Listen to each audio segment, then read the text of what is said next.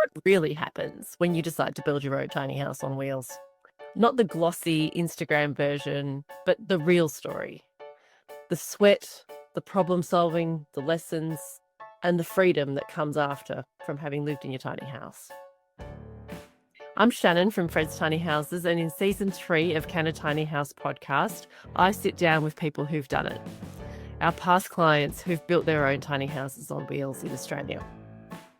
They've all started with one of our trailers and taken one of our How to Build a Tiny House courses, either online or as a weekend workshop. And then they've gone on to live out their tiny house dream, and they've built it their own way. You'll meet a young builder who's only made a coffee table before tackling a huge tiny house project. There are couples in there who have moved into their tiny house with kids. There are couples who've moved in and had kids. There's a designer who, as an architect student, needed some hands-on experience and so used a tiny house build to cut his teeth on the physical world of tiny house building. And there's people who've completed the whole concept of financial freedom by building their own tiny house and living in it.